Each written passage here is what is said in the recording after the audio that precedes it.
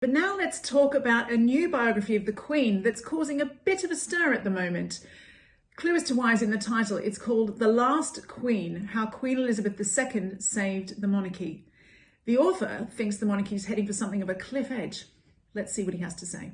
The Queen has achieved remarkable stature in 70 years, and she has done that by basically being surprisingly an unknowable character, in that she's unknowable on two counts.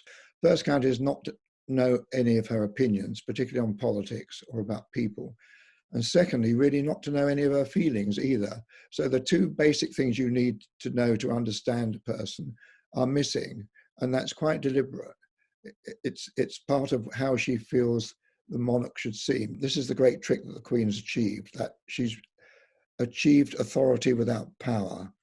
Charles, I think, is quite different.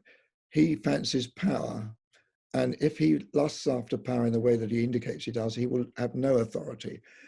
The way that Charles would run the monarchy would be very much the way he's run his life so far. And that's what really I worry about, because he is by instinct and habit an autocrat, in the sense that he has views. He likes to recruit around him people who will create a royal echo chamber, so who will confirm his views and not argue with him. And that's not the kind of court that you need. It sort of has the hint of an old-fashioned despotic monarch rather than a monarch who's democratic and open. William in particular has to be the bridge between the Queen, his father, and his own generation. That's a very difficult trick to perform. And I think that Kate understands that equally well. And I think it's like they're the ideal royals in waiting, but they may have to wait a long while. This is the problem. If they didn't have to wait, if they could go straight in after the Queen, they would be much more suitable.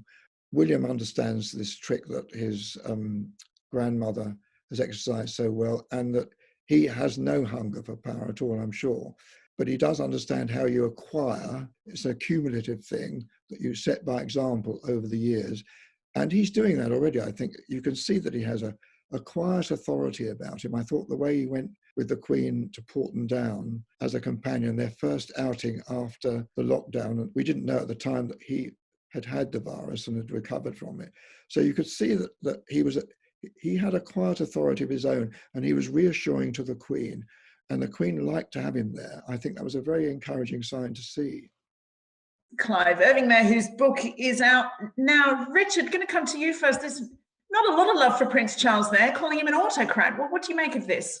Well, Clive is a long-term critic of the royal family. So I think for that, he does have a bit of an axe to grind, and that needs to be taken into account. I thought basically he was unfair to Prince Charles. I think a lot of what he said didn't ring true at all. I mean, the friends of Charles I've spoke to over the years have always made clear that Charles sees his role as king as being very different from that of the Prince of Wales. He's had this role of the heir to the throne for so long. He had to forge a role for himself, and speaking out on lots of different causes. And he knows he won't be able to do that as king. He accepts that, and he sees it as part of that. So I think this idea that he's going to continue being exactly the same, which seems to be what is Clive's argument, doesn't ring true for me.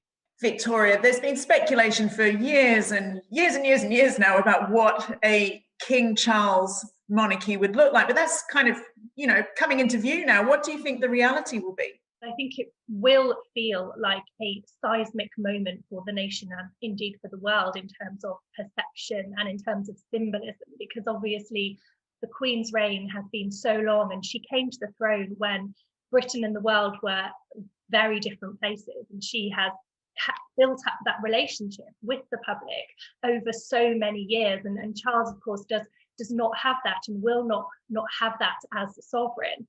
So I do think that there will be change. I think that if Republicans have identified the end of the Queen's reign as a moment to spark renewed debate about the future of the monarchy, I think that would be right. I think that would be a sort of a moment when there might be renewed debate about a shift. And I certainly think when you look at things like the Commonwealth realms, the 15 countries outside of the UK where the Queen remains head of state, I think some of them have already started to talk about potentially not having her as a head of state, but I certainly think we may see that debate come to the fore again at the end of her reign. Rebecca, Clive says in this piece that Charles really wants power, so like power mad in a way, but he doesn't actually, ironically, have any power to hit back at these kind of comments. What do you think he makes of this kind of stuff? He genuinely doesn't read it. I mean, there's just so much been written about him over the years. He genuinely doesn't read it. But obviously those around him who are paid to advise him do. And it's stuff they do take notice of.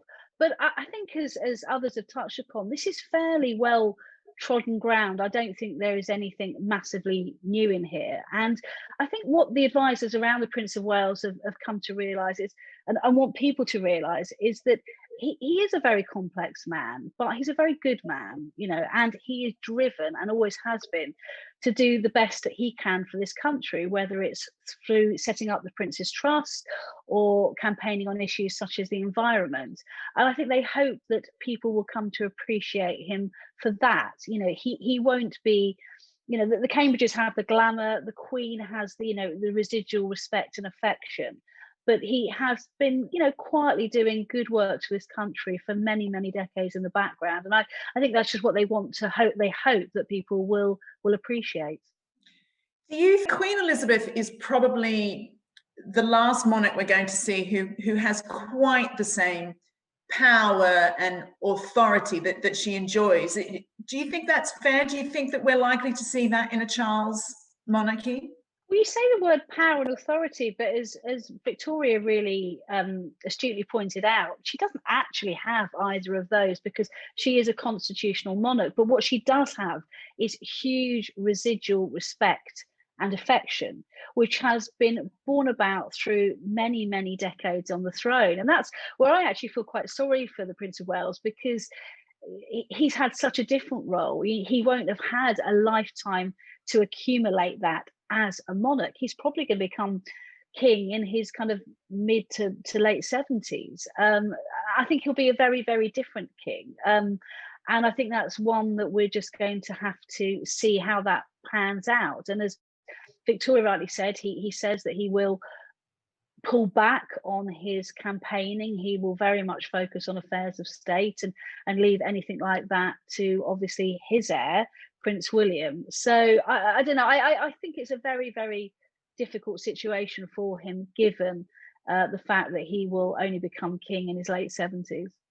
I just want to ask one more question. Maybe you can answer this, Richard. It's like, we think about when you watch things like The Crown, and there's been a lot of focus on the fact that you know this is a birthright that actually has always felt like a bit of a burden to Prince Charles. And he's sort of like spent so much of his life coloured by this fact that he's a reluctant king. And ironically, he's worried about this all his life, and he might get 15, 20 years at it at the most. Well, I think one thing that's absolutely fascinating is the most powerful man in the world is now Joe Biden, who's taken the biggest job of his life at the age of 78. So remember, Prince Charles is only a sprightly 72. So he might be thinking, you know what, actually, I'm, you know, still got a bit of time to practice for the big job. Because of the system that we have, we are looking at a situation where our head of state is probably going to be in a pensioner for the foreseeable future, because people, you know, royals, people are living for long periods of time. And of course, one person doesn't take to the throne until the sitting sovereign dies. And so I think we have this situation now where, unless we are going to start doing what some overseas monarchs do, which is embrace the concept of abdication, I think that we are going to have a very, very elderly head of state in this country if we keep the system that we currently have.